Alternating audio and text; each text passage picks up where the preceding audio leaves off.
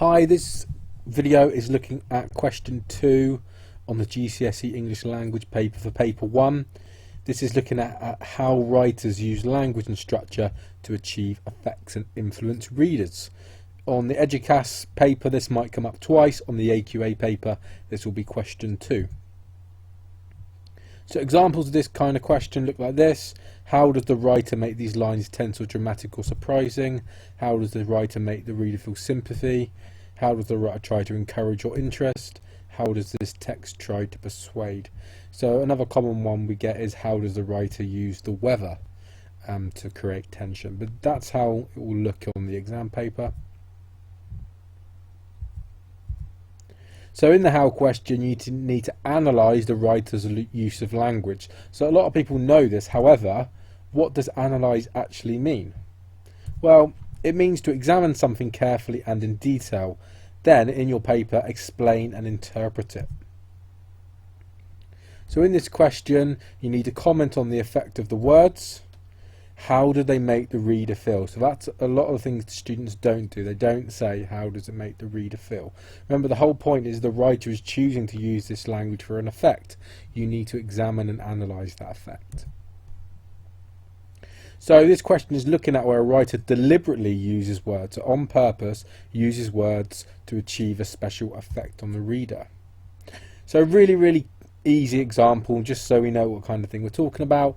The writer could put, the girl looked around the corner. However, in this example we're looking at, instead of saying looked, we're going to say the writer has put the girl peeked around the corner. So why has the writer used the word peeked, used the verb peeked, and not used look? So they've used peek for a special reason, for a special effect. So the girl peeked around the corner. Well, really, because the word peek has connotations with lots of things. So a very simple sentence, the kind of thing we might be looking at, a low level answer, would be the use of the verb peeked suggests the girl was worried about what is around the corner. So we're saying the writer has used the word peeked to make us feel that the character has certain emotions about something. In this question you need to use a range of quotes. So don't do one paragraph on one thing, spend all your 15 minutes or 17 minutes, however long you're going to spend on the question. We want to use as many quotes as possible. Okay, and what are we looking for? So these are the kind of things that the exam boards say that we should be looking at.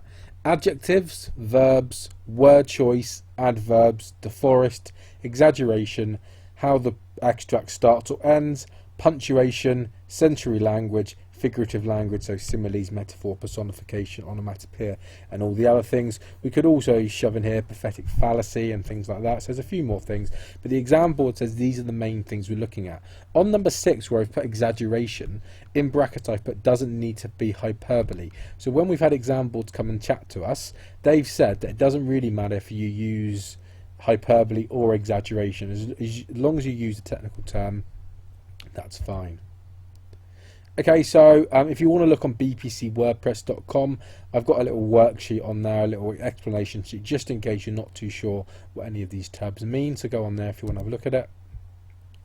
And the important thing in the question is you need to say why the technique is effective. You will not get a good grade for just saying the writer uses alliteration, or the writer uses onomatopoeia, or the writer uses a simile. You've got to say why they use it and why the simile would be effective. So a key word that we're going to talk about, we've talked about analyse, and now we're going to talk about connotations, because connotations is really important in this question. So connotations are the images or ideas associated with a word or phrase. So for example, earlier on, peeked, the connotations we had with that were maybe secrecy, mystery, negativity, for example. So if you want top marks in this question, when we're talking about connotations, you've got to think beyond the obvious. And later on in the video, we're going to tell you how we're going to think beyond the obvious. So what connotations would you associate with this person? So we've got Batman there. Okay, so what connotations would we have with this person? What words are linked with the image and the reputation of the character of Batman? So we could say good versus evil, darkness, hero, secret. So I've gone past the obvious with a hero and good and evil, but we're also, Batman's a dark character. He has secrets. He obviously thinks he's in real life Bruce Wayne, so Batman is a secret. So what connotations would we have with this person? Monty Burns from The Simpsons. Well, he's into money, he's evil, scheming. This loneliness, the main character from, again, what connotations do we have with courage, war, bravery, heroine, fighting? So when you look at an extract, you should do the same. Talk about the connotations in the extract. So if Batman, we talk about evil and good versus evil, secrecy, you're going to do that with the words you pick out on your extract. So what I got my students to do was put a word in the middle from an extract and think about all the connotations from that word. So for example, the word wild, well, what connotations, what images do we get from that word? Well, wild, we could have wildlife, energetic, wild could be mad, wild could be untamed, wild could be angry, wild could be out of control. So what I've got my students to do when we're doing these mind maps is that write it really big if you think it's a really good answer, and then write it really small if it links to it a little bit but not too much. So here my two big ones are out of control and angry. Again, the word suddenly might be used, the adverb suddenly. So what list words that are associated with suddenly? Well, I would say if someone uses the word suddenly, we could think of shock, surprise, confusion, fear, panic. So when I talk about why the writer has chosen to use these words, these are going to be a good explanation. These are the words the reader thinks of when they think of the word suddenly. Okay, let's look at ring. So a ring could mean a church, like a wedding ring, a phone, wedding, circles, sport. So again, those are the words, those are the connotations we have with ring. And then your choice. So if you want to pause the video now, see if you can put any word in the middle from an extract and think of the words that are associated with that. So we're going to look at the text we're going to look at is from it's an extract to do with a man and his dog. I got it from a website which I can't quite remember, but I'll acknowledge it in the comment section in the video. So what I want you to do is look at the extract and highlight the following: verbs, adjectives, adverbs, similes, dialogue. Remember, these are all of the things that the examiner wants us to talk about. So pause the video. Okay, this is the text we're looking at. The dog was wearing a collar, but instead of a lead, the man was carrying a rope, thin like a washing line, with a noose at one end. Without warning, he grabbed the dog by the scruff and lassoed it. Then he hitched the dog up in the air so that it started to choke, its small legs paddling helplessly. Just as suddenly, the dog was dropped to the ground and the man aimed a kick that connected with the dog's back legs. The dog cringed and started to tremble in a way that made Jackson's heart go out to it. The man yanked on the rope leash and pulled the dog along, shouting, "Going to put you down. Should have done it before." So if we look at that text again then, the verbs, the doing words, we could have grabbed, choke, dropped, tremble, yank, lassoed. Adjectives, there wasn't too many, but you could have had small. Nouns, noose, rope, heart. Adverbs, helplessly, suddenly. Remember, we've talked about suddenly already. There was a simile in there with rope, thin like a washing line, and dialogue. So there was a conversation within there. Then the man said, "Going to put you down, should have done it before." So remember, we're going to use these later because we're going to be talking about these in our answer. So it's really important, if you don't have the hang of what these words mean, you do a lot of revision on this. So the question for that extract, so we're not going to read it again, but you can pause the video at any point. The question would have been, read line to 8 to 23, which is the extract I've shown you. And the question was, how does the writer try to show the cruelty of the dog owner? So we talked about earlier on, you get top marks for getting original and not writing boring answers. So how do we be original and avoid those vague comments? So one way of doing this is thinking to you, whatever extract you get, think to yourself, what is the desired effect the writer is trying to achieve with the writing? What is the desired effect? So, is the writer trying to do a piece that is giving across boredom? Is the writer trying to give the mood of danger? Is the writer trying to give over the atmosphere of cruelty? Is the writer trying to use humour? Is the writer trying to use tension? Okay, so what is the desired effect the writer is trying to achieve in the extract? Boredom, danger, cruelty, humour, tension, and of course there's loads more that it could be. In this case, it's cruelty, isn't it? We're talking about the dog and the man and the owner being cruel to the dog. So that is what the writer is trying to achieve, that the owner is cruel to the dog. So when you choose the desired effect, so example cruelty, then look for the language that the writer uses which achieves that effect. So in this case, we're looking for any language that the writer uses to make the man seem cruel. So that's what we're looking for. So one way of doing this is zooming in on the extract. So what I mean by this is not picking a quote that's got 11 or 12 words in it. We want to zoom in, we want to pick out one word or a phrase that suggests the owner is cruel. So we're going to zoom in on words that show the dog being treated cruelly. Example, really simple example before we go into detail, is that it doesn't say the dog was walked, does it? It doesn't say the dog was walked. We're told the dog is yanked. So yanked has connotations with someone who's rough, who's pulled sharply with no respect, with no care. So that's the sort of thing we're going to be looking at. So there's the extract again. Pause if you want to. And I want you to try and circle one word or phrase in your head, or 5 or 6 if you can, from each category that create a cruel vibe. So what I mean by is one verb, one adjective, one simile, whatever. Circle one of those that create a cruel atmosphere in the piece. Remember, we've already analysed suddenly, so if you want to pick that one out, and again, think about the words that were the connotations of suddenly. Okay, pause the video now if you want to do that. So here's the things that I picked out. So I picked out the simile of thin like a washing line. We talked about a noose. We talked about the dog. The dog wasn't touched, he was grabbed. The dog was lassoed. The dog started to choke. The dog was helpless. The dog was kicked by the man. The dog cringed and started to tremble. The dog was yanked, we've talked about. And also the dialogue by the man saying that he's threatening to kill the dog. So now we're going to analyse these words. So remember, look in detail at something and interpret it. We're going to analyse these words or phrases and explain the effect they have on the reader.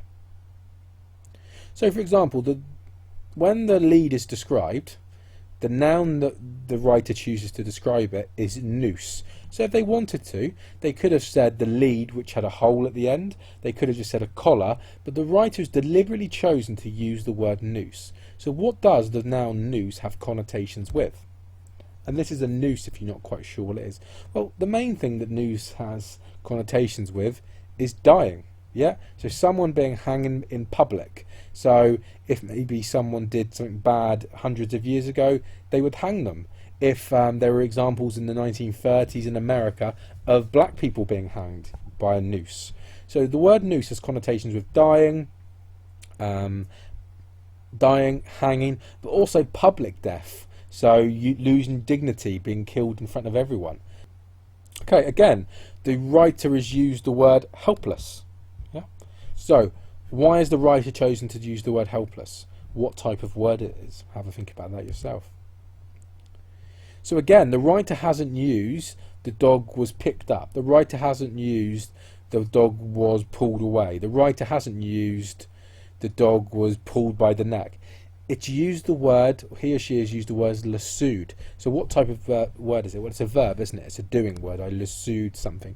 But lassoed, what connotation does that have? Well, lasso, if you lasso something, it's almost like a cowboy thing from years ago. So the cowboys would lasso, so meaning they would put the rope around the neck of a cattle. So, but what things were lassoed? Well, cattle, but also animals trying to get away. So animals trying to run away. So that's the idea the writer is trying to put us in the head, that this dog, this poor little dog, is trying everything he can do to get away from the owner. But also, again, it's another image of the owner treating the dog not like a cherished pet, but like a wild animal that he doesn't like. Okay, again, the simile. Why has the writer described the dog's lead as thin like a washing line? What technique? Well, it's a simile, isn't it? So we'll talk about why it's used later.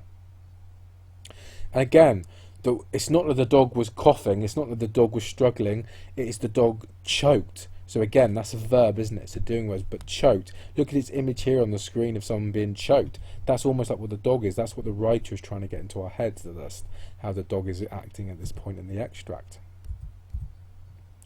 Okay, so the main thing is, after we've talked about what connotations we have, is how are we going to structure our answer? Because you can have the best ideas in the world, but if you don't get it down on that page, the examiner's not going to know exactly how good you are, because you're not going to structure your answer properly. So we want to put down all your ideas you have in a really clear way. So remember, the question is, how does the writer try to show the cruelty of the dog owner? So the first thing we're going to do is we're going to use the sentence starter the writer uses. So really simple, nearly all the points you're going to make, we're going to use the sentence starter, use the writer uses, number one. Number two, we're going to use an adjective and the technique. So we're going to use a describing word to describe the technique the writer uses. So for example, on the one that it says thin like a washing line, the writer uses a simile. But I'm also going to describe that technique. So is it a violent simile? Yeah. Is it a powerful simile? So in blue here, in the red letter, these are my descriptions, and in my yellow, technique. So for example, the writer uses the powerful noun. The writer uses the peaceful adjective. The writer uses the violent simile. Whatever effect the writer is trying to use, maybe try to think of an adjective to use. Number three, we're going to just write to show. So the writer uses the powerful noun to show the cruelty of the owner. So this a lot of the time will be dependent on the question. So remember, the question is, how does the writer show the cruelty of the owner? So I've just put this into my sentence here. So the writer uses the powerful noun to show the cruelty of the owner. Number four, we're going to use the quote. So in this case, the verb, and the part I want to talk about in my answer, is the noose at one end. So we've already talked about the noose. So put that together. The writer uses the powerful verb to show the cruelty of the owner, and then my quote with a noose at one end. So after my quote, I'm going to say the connotation of the chosen word or phrase. So I'm going to explain and analyse. Remember, I'm going to analyse in detail. We're going to say why the writer has used the word noose. So, the writer uses the powerful verb to show cruelty to the dog owner with a noose at one end, and now I'm going to analyse the word noose. Noose suggests hanging, implying the dog is condemned to death if it doesn't escape its owner.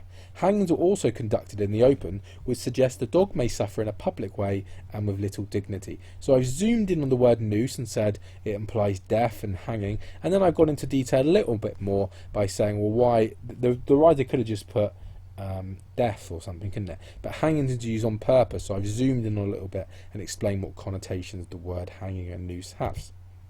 And after that, remember, I've got to say the effect on the reader. So the effect on the reader is, as readers, we feel sympathy for the helpless dog, and I've used another quote there, and hope someone says it for the execution of the dog owner. So basically, why has the writer done all this? Well, it's to get sympathy for the dog. The writer uses a powerful noun to describe the cruelty of the owner with a noose at one end. Noose suggests hanging, implying the dog is condemned to death if it doesn't escape its owner. Hangings were also conducted in the open, which suggests the dog may suffer in a public way and with little dignity. As readers, we feel sympathy for the helpless dog and hope someone saves it from the execution of the dog owner. So if we put all of those, here they are, all of that into one sentence, one paragraph, that looks pretty impressive, doesn't it? However, if you look at this, it's only one sentence from each of the things, isn't it? So point, technique, to show, quote, connotation, effect on the reader. It's only really one sentence of each of those, but put together like this, it looks pretty impressive, and it's a really deep analysis, which is what we want you to get a grade 9. Again, if you want a help sheet, my little technique sheet here, go to bbcenglish.wordpress.com, and this little structure sheet should help you for this question. Banned explanation. So we've said what it takes to get a really good answer, originality, but I'm going to ban, when we're doing our connotation, I'm banning these things, okay? So when you're saying, say if we were talking about the noose, well, why has the writer chosen the word noose? It makes the reader want to read on. It puts an image in the reader's mind. it makes it interesting for the reader. This is a really, really common thing that students do, and it will get you no marks whatsoever. Well, why? Because it's not specific enough. These could be about anything. You've got to say why the writer has picked the word noose. You've chosen that quote to analyse for a reason, so you've got to say why is that chosen. Where I've put here and puts an image in the reader's mind, if you would have gone on and said what image that's fine. But if you just leave it as it puts any image in, you're not going to get a mark. So these statements, like I say, are vague and could be made about any text. Okay, you've got to make sure that when you examine your quote, analyse your quote, you'll say why your quote has been used. Okay, write your answer as order, i.e. top to bottom. So what I mean by that is if you go all the way through your text and track it all through the text, try to do it pretty much in order so you don't miss anything, and it just makes it seem a bit clearer for the examiner. Okay, so let's look at a few other points that you could have done from that extract, and I will put the extract on the website as well. The writer uses a simile to describe the dog's homemade lead, thin like a washing line. This image helps the reader to imagine how poorly the dog is being treated. The owner hasn't bought a comfortable safe lead, but a piece of rope so thin it could easily break. This could also be a metaphor for the relationship between the two, and it could end at any moment. A rope feels rough and gives the impression the dog suffers pain, even when it is doing an activity it seemingly would enjoy, i.e. its daily walk. So again, I've said we've used a simile, so that's my technique, and then I've just gone into detail and said what thin could mean. So one, thin could mean that it could easily break. So this could mean that the lead breaks and he never sees the dog.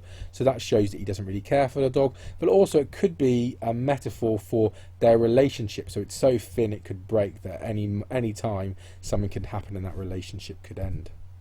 Okay, another one. The writer uses a powerful noun to describe the word noose. Okay, so we've done that one, so we don't need to look at that one again, but pause if you want to read. Okay, another one. The writer uses powerful verbs such as grabbed and dropped to show the dog is being treated roughly. Okay, again. So now I'm going to go and analyse grabbed and dropped. Not as a treasured pet, but as a victim of abuse. While the physical adjective small to describe the dogs make these aggressive verbs even more extreme. Okay, now I'm going to zoom in on the word lassoed. The animalistic verb, lassoed, again I've described the technique, so verb, is deliberately used to bring up the image of an animal being captured against its will, and the audience senses the dog will be doing its best to escape the cowboy owner. So I've gone into the connotations of lassoed, but I've also gone and said, well, what effect does this have on the audience? Again, it's building up the image of the owner as someone cruel, someone horrible the dog wants to get away from. Okay, again, the writer uses verbs to describe the dog's reactions. Quote, it started to choke. So now I'm going to again talk about what the connotations of choke means. This suggests the dog is fighting for breath and the dog owner doesn't care if it lives or dies. Also, it cringed and started to tremble. So again, I'm saying, well, what does cringe mean, started to tremble? Well, this could imply that it's learnt behaviour and the dog is often subject to this type of treatment. The dog is also described as padding helplessly, so then I'm going to zoom in on helplessly. This adverb again adds to the powerless motif that the writer has created. So helplessly meaning that he hasn't got any power, the situation is out of the dog's control. Okay, the writer uses an urgent adverb, suddenly. So again, remember, we talked at the start of the video, suddenly. What connotations does it have? So the connotations we looked at now, we're going to use in this answer. The writer uses an urgent adverb, suddenly. This connotes the dog's panic, shock and confusion. So remember that mind map we did? Those are the three big words we came out with. Panic, shock and confusion. This suggests to the reader that anything can happen and the owner's actions are unpredictable. This is quickly confirmed as the dog is then kicked on its back legs, and again we can elaborate there and talk about the dog is physically getting abused. Okay, then perhaps the last one, the writer uses dialogue, so that's the technique, dialogue, to demonstrate how cruel the owner is. Going to put you down, should have done it before. So again, let's zoom in on that quote. This suggests that the dog has suffered this abuse for a long time. Okay, so should have done it before suggests that the owner does this a lot, and that the owner has repeatedly threatened to kill the dog. These techniques create an image of the dog owner as sadistic and violent. So again, what effect does all this have on the reader? So the fact that he's threatening the dog that he's going to kill the dog at any time, again builds up the owner as almost a murderer in the reader's minds. And that's it then, all put together. So I will put this on a word page and put it on bpcenglish.wordpress.com so you can all see it. But again, you should try to do, you've got 17 minutes or so maybe for this question, so I would say try to do 7 or 8 of these. Again, it says at the start of the video we want to cover a lot of text, use a lot of quotes, so we've used a lot of quotes in this PowerPoint, in this video. So summary then, focus on what happens and how the language is used to support this. Focus on what the writer is doing. Start sentences with phrases such as the writer uses. You must use correct subject terminology. If you don't know the terminology, then don't use it. But if you do know it, then try to use it. Explain the effect on the reader, and you must use as many examples, quotations as possible. So, good luck on this question. Hopefully you'll feel like this at the end of your exam. Any questions, let me know. Like I say, go on bpcenglish.wordpress.com and you can find a lot more of the resources there. Thanks a lot.